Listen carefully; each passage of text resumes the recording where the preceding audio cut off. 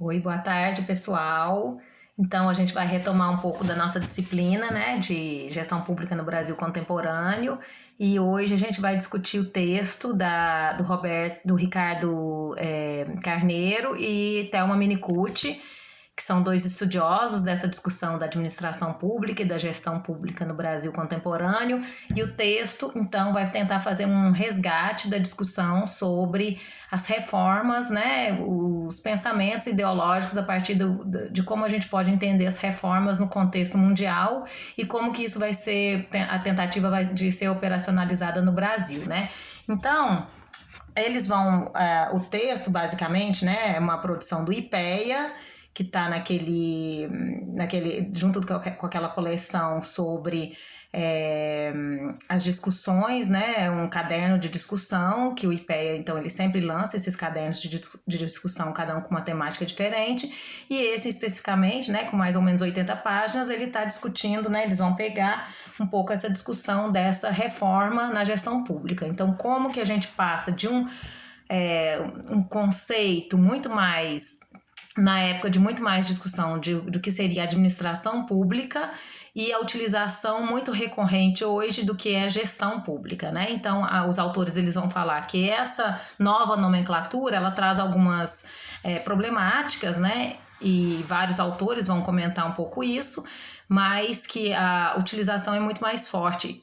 Contrário ao que era pensado de uma administração voltada para entender somente a questão mais operacional da gestão pública, né, ou do aparato do Estado, a discussão da gestão, ela tem a ver com gerenciamento, né, uma tentativa de pensar o gerenciamento do aparato estatal e não somente da questão hierárquica baseada numa dimensão mais de empresas capitalistas. Então, essa tentativa de conceituar a partir da gestão pública vai ter a ver com esse novo avanço, né, que vai sendo possibilitado a partir de uma reflexão, principalmente a partir dos anos 70, de maneira geral nos países desenvolvidos, e que vai sendo resgatada, principalmente aqui no Brasil, a partir dos anos 90. Então, os autores eles vão trabalhar com esse conjunto de reformas, né, e mapear um pouco e tentar apresentar para a gente um pouco dessas reformas e mostrando, principalmente a partir do conceito de New Public Management, eles vão trazer a ideia desse novo reformismo, né?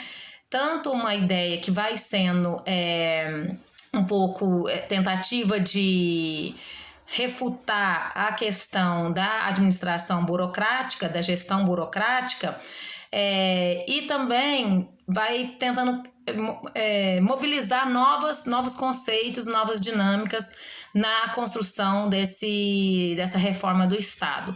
Então você percebe que a partir do momento em que esses autores vão trazendo essas discussões, a gente vai tendo também novas possibilidades de entender se realmente o que eles chamam de administração burocrática seria um oposto ao que eles estão falando dessa nova tentativa de pensar essa nova, né, esse novo modelo gerencial de reforma do Estado. E aí os autores vão trazer, obviamente, que você tem alguns conflitos em relação a essa temática, mas, de maneira geral, a tentativa de pensar essa New Public Management é uma tentativa de introduzir alguns resultados, né? Quando a gente está falando de reforma do Estado, introduzir alguns resultados de eficiência e efetividade que não era necessariamente o foco na ideia da administração burocrática de Weber, né? Então a gente tem ali alguns processos que vão aparecendo, né? E os autores vão colocar também que a partir dessa nova teoria, né, ou de pensar essa reforma do Estado a partir dessa concepção da New Public Management, a gente tem também um certo esgotamento num determinado momento, né, que vai sendo mostrado principalmente nos anos mais recentes, né, nesse momento mais atual, de que essa perspectiva de pensar a reforma do Estado não conseguiu diminuir as desigualdades sociais, não conseguiu avançar na ideia da participação social. Então você tem uma série de outros desafios e possibilidades que vão sendo também colocados pelos autores. E aí eles começam a mostrar um pouco dessa nova perspectiva, né, da New Public Management. Eles vão falar que a gente tem alguns fracassos dessas reformas, principalmente as que vão ser associadas a essas ideias, de que não produziram esses resultados perseguidos ou apregoados ou colocados como resultados importantes dessa perspectiva, né? Então, nesse sentido, você tem, segundo os autores, um certo fracasso, porque consequências que eram pretendidas no início com a introdução dessa abordagem, elas acabaram não se concretizando, né? E aí você acaba tendo a necessidade de reafirmar o papel do Estado, reafirmar o papel da burocracia, principalmente resgatando os moldes weberianos. Então, eles, ao mesmo tempo que eles falam, né, que os autores eles vão falar dessa nova perspectiva de reforma do Estado baseada nessa ideia do New Public Management, você também tem, a partir do momento que isso também não se consagra como uma reforma estrutural e de cultura dentro do campo do Estado, você tem também uma tendência a esse resgate desses moldes weberianos, né?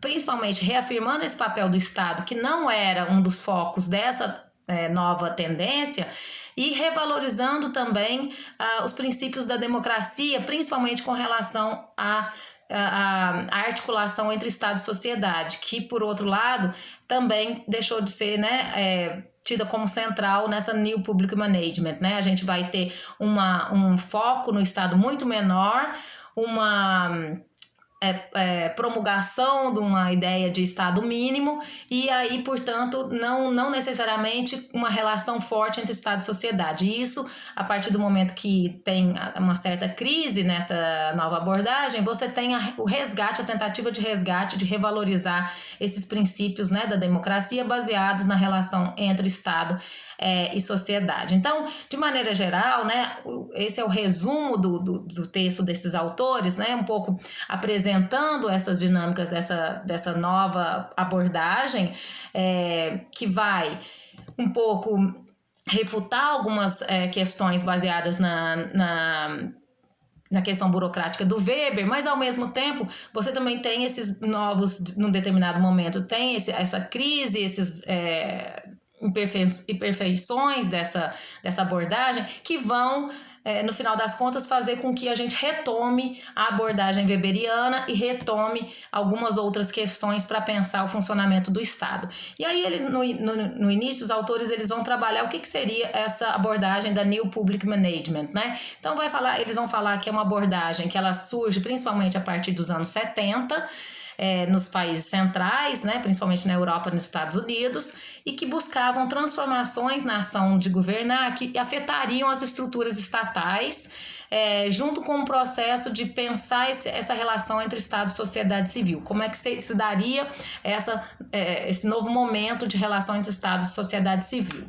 E aí, dentro dessa perspectiva, a gente tem algumas mudanças que vão afetar de forma diferente os países, então também a gente precisa colocar isso como uma coisa importante, que é o próprio aspecto cultural, né, e contextual de cada país, como que essas abordagens elas também vão se apresentar de maneira diferente nesses países, em distintos momentos temporais. Então, os países na Europa, né, que vão começar a tentar implementar essa nova perspectiva a partir dali dos anos 70, mas no Brasil, que vai começar nos anos 90. Então, você tem, para além de culturas diferentes, você tem momentos temporais distintos e que vão obviamente, ser incorporados na discussão do Estado a partir de perspectivas distintas, de maneiras diversas e diversificadas. O modelo, então, esse modelo proposto, ele vai tentar atacar o núcleo dessas doutrinas básicas da administração pública tradicional, como eu falei, né? Essa administração pública muito weberiana. Então, eles vão tentar um pouco atacar esse núcleo básico dessa administração pública, principalmente buscando substituir a ênfase nas regras gerais por ênfase em resultados. Então, você vai ter uma perspectiva muito mais focada nos resultados da transformação do Estado, né, ou nos resultados de determinadas políticas públicas. A gente vai ter uma ênfase muito forte em como que as políticas públicas, quais são os resultados que as políticas públicas estão dando, né? E essas transformações também vão estar vinculadas ao movimento político e ideológico que tem raízes muito próximas do neoliberalismo, né? Ou seja, raízes econômicas no sentido de reformulação do Estado a partir do que eles entendiam como uma crise da economia, que também vai se transformar em crise do Estado. E, portanto, há essa necessidade de transformação do Estado a partir de uma ideologia, né, de uma prevalência da ideologia neoliberal, que vai acabar levando uma formulação e implementação dessa agenda reformista, mas com orientação baseada no mercado, né, nas dinâmicas do mercado, focada na redução do escopo de intervenção do Estado na economia, né, ou seja, o Estado sendo, né, o Estado não interferindo na economia e paralelamente a isso, também uma reestruturação do setor do aparato organizacional do Estado e de como da própria maneira como o Estado ele vai estar disposto, né, ou vai agir no momento de governança, né? Então você vai ter uma reestruturação aí desse aparato organizacional do Estado, baseado principalmente nessa ideologia neoliberal, né, de Estado mínimo e de tentativa de economicamente não interferir, né? O Estado não interferir no mercado e nem na economia. Então também, além disso, a gente vai ter eles preconizando nessa abordagem, preconizando esse papel intervencionista, né? Para uma transição daquilo que seria um Estado intervencionista nos moldes anteriores, um Estado que intervém na economia, um Estado que intervém na sociedade, para um Estado meramente regulador, né? Então você tem essa modificação de um Estado intervencionista para um Estado regulador. E alguns focos, né? Você teria alguns focos, né? Principalmente num conjunto básico de medidas, né? Algumas medidas que seriam centrais nessa nova abordagem. A primeira seria a desregulamentação e menor interferência estatal nas relações entre os agentes privados, né?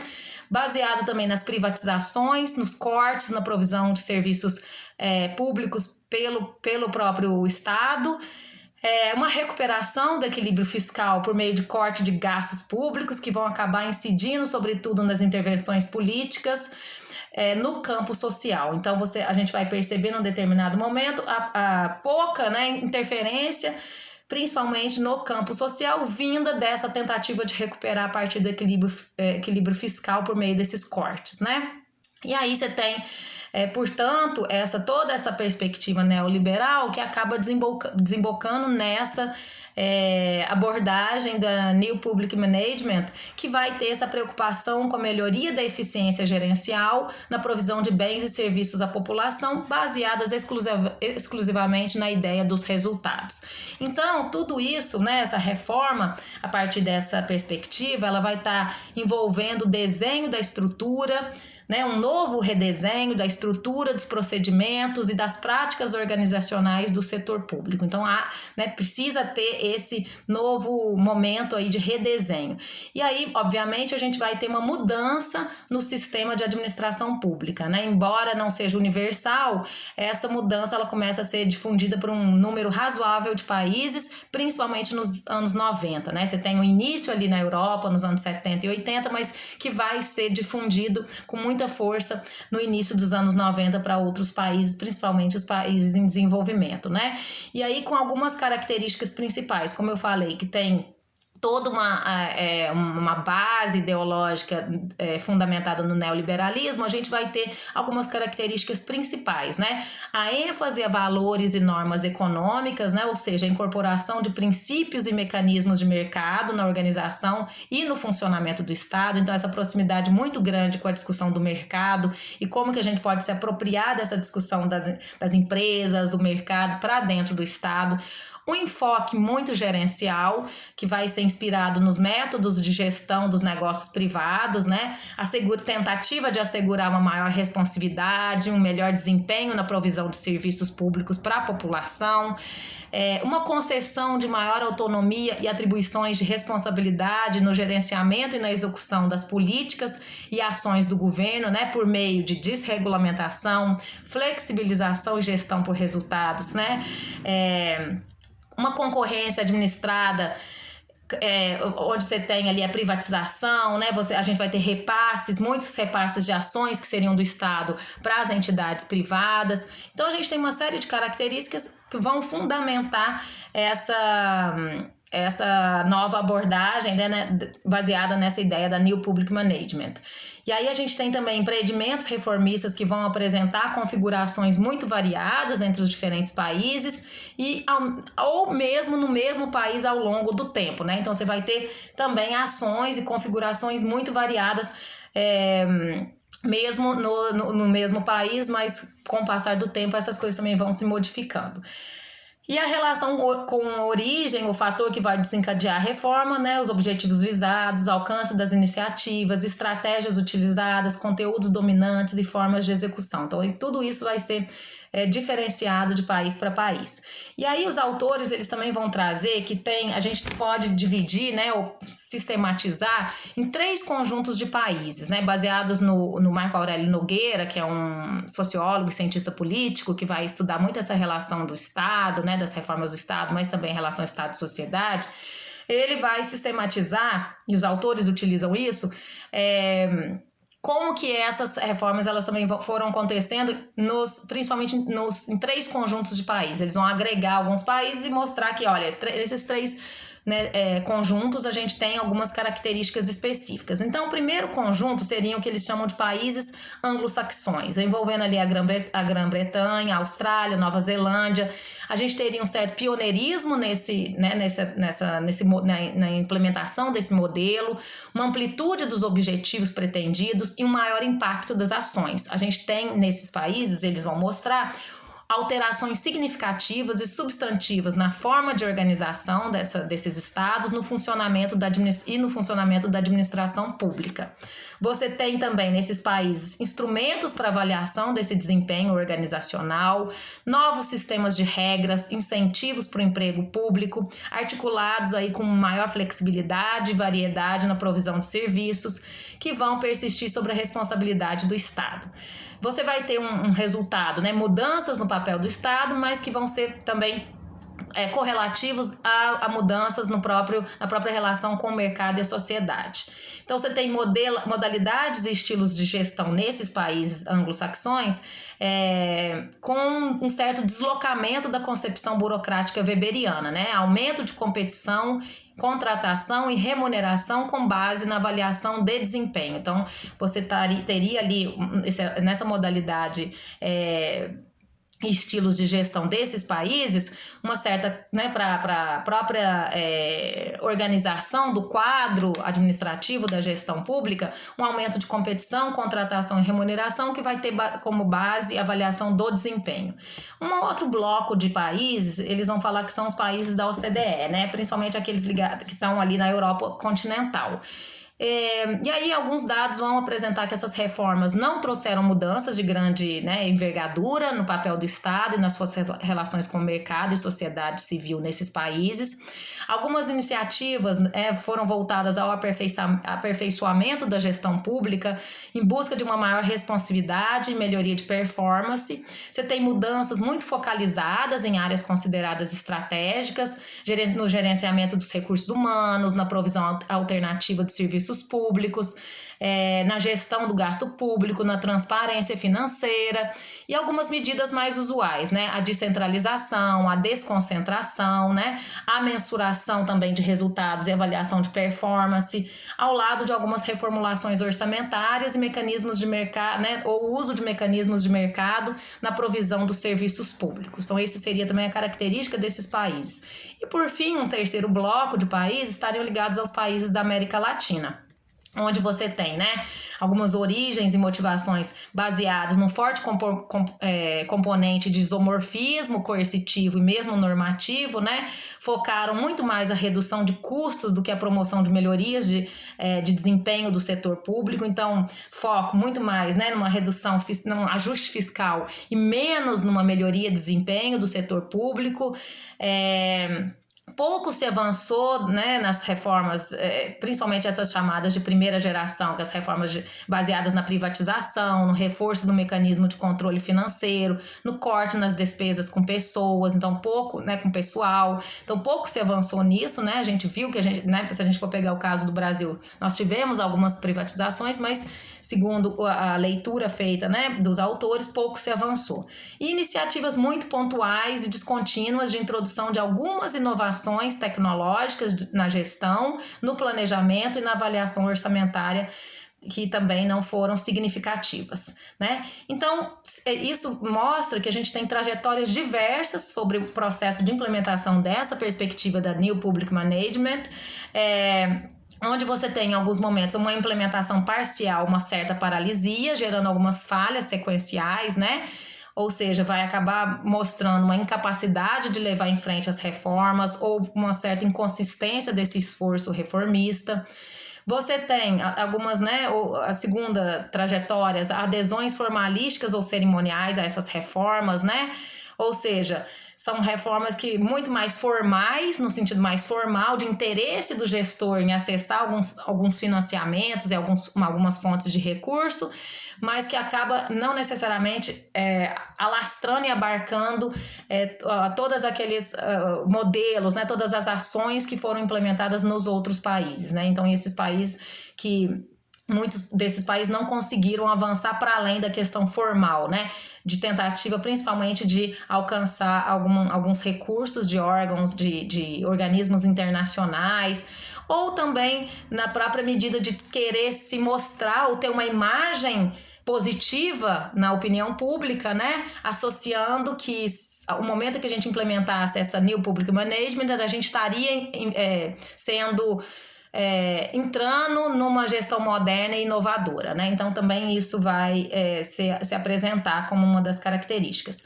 Muitos empreendimentos também reformistas que buscam incorporar de forma mais orgânica e sistematizada, né, novas técnicas e práticas de gestão orientadoras dessa New Public Management. Então a gente teve alguns empreendimentos que vão buscar incorporar de forma mais organizada e sistematizada, e elas vão ser diferentes em todos esses países, né? Mas a gente tem fracos resultados, principalmente quanto àquilo que se pretendia de melhoria de eficiência. A gente vai ter várias evidências, muito mais de fracassos do que de sucessos, e os autores vão mostrar um pouco isso. A gente tem uma complexidade no processo de reaplicação de instrumentos e práticas em contextos distintos, né? Ou seja, é aquela coisa da ilusão das soluções padronizadas, achar que a gente, por ter adaptado determinados modelos que vêm do exterior, a gente estaria solucionando determinados problemas no nosso país. Então isso também vai ser um processo de reconhecimento dos autores, né, dessa complexidade de você reaplicar alguns modelos, alguns instrumentos e algumas práticas, e que vai ser chamado por eles de ilusão de soluções padronizadas, e alguns tensionamentos que vão ser suscitados principalmente pelos princípios e práticas dessa NPM, né, New Public Management, quando aplicados à administração pública, né? Então a gente tem algumas tensões que vão ser próprias daquela complexidade desse novo modelo, e como isso vai ser aplicado na administração pública com determinadas características, uma determinada cultura política já presente nesses espaços e que vai precisar ser readequada e reformulada, né? Então, a gente tem esses tensionamentos na aplicação desse modelo à administração pública, né? Onde você vai ter, né, uma flexibilização processual e do incremento da autonomia decisória dos gestores públicos em um sistema no qual a legitimidade vai se ancorar na observância de regras de fundamentação legal que vão balizar a conduta adequada e pertinente no trato da coisa pública. A gente vai ter uma aproximação da provisão de bens e serviços pelo Estado, da lógica de funcionamento do mercado, né? Isso vai implicar tratar o cidadão como consumidor, uma pretensa diluição das fronteiras entre setores públicos e privados, ou seja, então você acaba transformando aquilo que deveria ser de coisa pública, de pensar o público, numa característica muito mais próxima de empresa, né? De tentar diluir essa relação, né, a fronteira entre o público e o privado. E tratar, principalmente uma das questões centrais é tratar o cidadão como consumidor, né? Então você tem algumas questões que vão ter consequências, inclusive, para a ordem democrática fundada na ideia de soberania alimentar, né? E aí eles vão trazer alguns alcances e limites dessa novo modelo gerencial. Primeiro, não há evidência de desmoronamento da administração pública tradicional com a emergência da New Public Management, né? Ao contrário daquilo que se pregava de que seria uma nova perspectiva, talvez oposta, né? ou de avanço naquilo que a gente via como administração pública tradicional, isso não vai ser evidente no final das contas, né? No resultado final, percebeu-se, a partir das pesquisas, que não houve evidência, né? Não houve nenhuma evidência do desmoronamento ou da total recusa da administração pública tradicional com a entrada dessa nova abordagem. A gente vai ter também, no final das contas, uma exaustão do próprio movimento reformista, né? Dessa ideia de transformação e reformar o Estado. Então a gente vai acabar passando por um processo exaustivo de tentativas de melhorar e transformar o próprio Estado, né? Algumas ideias ainda estão ganhando influência em alguns países que antes eram resistentes, ou que vão chegar de maneira mais tardia nesse movimento reformista. Então você tem, né, essas ideias vão tendo alguma influência, mas aquilo não vai se consagrar de maneira geral como uma prática interessante, né, de reforma. E a ideia, você vai ter também algumas ideias e práticas que vão acabar declinando, né, vão acabar estagnando, vão acabar não se consagrando como ideias e práticas interessantes, né, para se implementar nos países. Em algumas situações, em alguns países, essas reformas também vão ter efeitos negativos sobre a capacidade do Estado para desempenhar seu papel na busca dos interesses coletivos, sobre a burocracia, a relação com os cidadãos, na capacidade principalmente de solucionar alguns problemas. As reformas também vão apresentar alguns déficits democráticos e de accountability. Então, embora a gente tenha sido enfatizado, né, como um dos temas dessa nova gestão, essa perspectiva de trabalhar com resultados, né, mas algumas questões a gente não vai conseguir avançar, principalmente com relação ao aprofundamento da democracia e ao controle social, né? Por exemplo, a própria perspectiva de aumentar a participação dos cidadãos, ele acaba não acontecendo, uma vez que a gente está lidando com os cidadãos, né? A gente lida com os cidadãos a partir de uma ideia de clientes ou de controle dos serviços desses clientes, mas sem necessariamente constituir um mecanismo para formação de preferências e para deliberar, né? Para deliberação, ou que esses cidadãos se transformem em agentes deliberadores da própria política pública. Então você tem muito mais uma relação de cima para baixo do que uma possibilidade de avanço, né? Bottom up, né, de baixo para cima. Então essas críticas elas vão sendo feitas, né, a esses modelos, e vão estar relacionadas também com a própria desagregação do Estado, né, os problemas de coordenação e de regulação, alguns efeitos perversos de introdução de mecanismos de incentivo e de mensuração de produtos, de serviços e de resultados, né, algumas ideias e mecanismos que vão ser criados para mensurar a produção dos serviços e a produção, né, e os próprios resultados. Muitos deles não vão ser possíveis de ser observáveis ou possíveis de ser mensuráveis. A gente também acaba tendo uma ênfase na diminuição dos controles, de fazer as avaliações ex ante, né, antes de todo o processo, e também no decorrer do processo a gente não tem possibilidade de controlar, né? Algumas áreas os resultados vão ser observados, mas a efetivação de uma reorientação geral dos controles em tal direção vai ser questionável. Em alguns casos aumentaram os controles sobre a democracia com uma crescente regulação, né? Auditorias permanentes, né? Na verdade, as auditorias elas vão acabar permanecendo processuais. Então, você vai ter várias críticas, né? Essas são as várias críticas que vai ter nessa New Public Management, no processo também de padronização e eficiência, né? Os próprios reformadores criticaram a burocracia por ser padronizada, mas com frequência vão recorrer a essa padronização por meio de adoção universal de fórmulas que vão ter, não vão ter um desenho, né, pouco fundamentadas num desenho institucional mais, com mais substância, né, com maior qualidade. A gente vai ter criação de incentivos em conflito parcial com os instrumentos do ethos do serviço público, vários conflitos aí, né, de tentativa de modificar, mas ao mesmo tempo a própria necessidade de repensar o serviço público, né, a carreira dentro da gestão pública. Ou seja, você não tem a possibilidade de organizar aquilo que está sendo, né? Aquilo que estava sendo naquele momento, que era tido como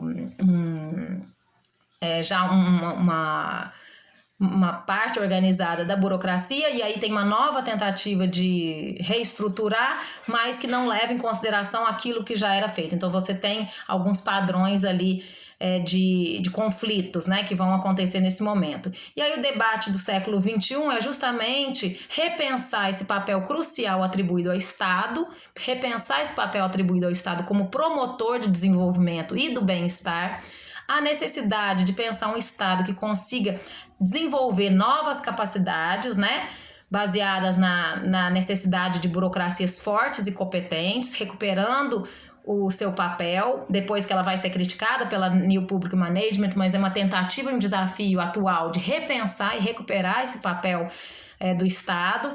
ênfase na relação com a sociedade, com processos democráticos, então também é resgatar a necessidade de se relacionar com a sociedade, com os processos democráticos, definindo prioridades, definindo escolhas, trazendo conceitos chaves para discutir como governança, participação, processos deliberativos e a própria ideia de trazer elementos que vão articular a gestão pública com a dimensão democrática, com a dimensão política, não se restringindo a instrumentos técnicos, não se restringindo a normativas, mas é trazer, né, essa concepção do político para dentro do Estado.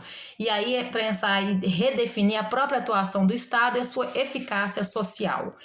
Então, justamente relacionar essa capacidade burocrática mais a capacidade política. Capacidade burocrática, né, e organizacional, a gente sabe que ela é crucial para prover bens coletivos, né, expandindo as capacidades, mas elas também têm que ser acopladas com as novas capacidades políticas. Ou seja, essas conexões mais amplas entre Estado e sociedade civil, elas vão ser a única maneira de garantir um fluxo de informação necessário para a gente poder ter como guia a alocação desses recursos públicos ou o que a gente chama de coprodução necessária para efetivar a provisão de serviços que vão levar à ampliação das capacidades, né? E aí baseada na ideia do Amartya Sen de ampliar as capacidades das pessoas, né? E não se trata, ou seja, de uma volta ao passado, um Estado e burocracia que vão ser capazes de lidar adequadamente com os novos desafios dos novos tempos, caracterizando por fenômenos como globalização, economia, novas tecnologias de informação, aprofundamento das desigualdades da exclusão social, ou seja, então é reafirmar esse caráter indissociável entre política e administração. Então acho que os autores eles vão apontar para isso, né? Apesar de ter as tentativas das reformas serem apresentadas em determinados momentos algumas questões positivas, mas muitas questões negativas se apresentaram, e esses são os desafios que são postos, né, que estão colocados hoje na discussão da gestão pública, de pensar como o Estado pode se relacionar com a sociedade, agregando sempre esse caráter político da gestão com o caráter técnico. Então, pensar esse Estado e essa burocracia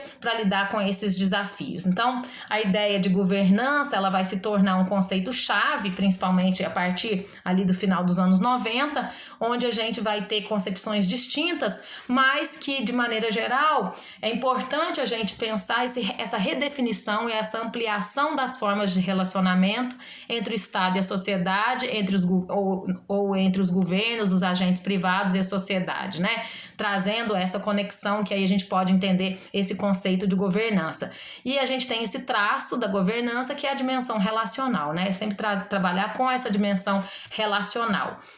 Marcando também, além disso, uma descentralização do processo decisório e da ação pública, para fora dos limites institucionais formais do Estado. Então, quando a gente está falando nessa governança, a gente está pensando também nessa descentralização do processo decisório para além das fronteiras, né, da administração pública, para além das instituições, mas trazer a sociedade para estar dialogando também, né?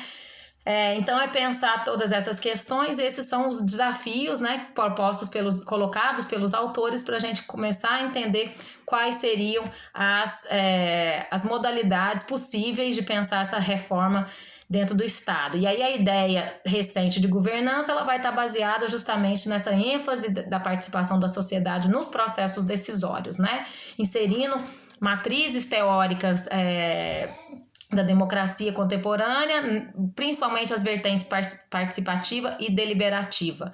E aí a gente vê a própria ideia de uma governança participativa, né, entendida como um compartilhamento de decisões entre sociedade e Estado, com foco privilegiado nos arranjos institucionais, né? Então a gente vai privilegiar arranjos institucionais que tenha como centralidade essa relação entre Estado e sociedade. E entendendo, né, a ampliação dessas capacidades do Estado para lidar com problemas complexos, definindo estratégias de soluções inovadoras, vai depender desses novos arranjos, né, baseados nessa ideia da governança participativa, que também vai buscar corrigir os problemas já identificados da democracia representativa, né, melhorar a dinâmica de formação de preferências, melhorar o processo representativo, né, quem é que está sendo representado realmente no âmbito das instituições democráticas e melhorar o controle social. Então, atualmente, né, a ideia é evoluir e mesclar todas essas, né, essas possibilidades de pensar, essas tendências e possibilidades de reformas do Estado, né? Uma interessante e crescente, né, tentativa de pensar a governança enfatizando o papel dos atores sociais para implementar as políticas públicas, mas também destacando o papel das redes, né, que podem ser formadas dentro dos governos e, né, que vão ser abarcadas também pela sociedade civil.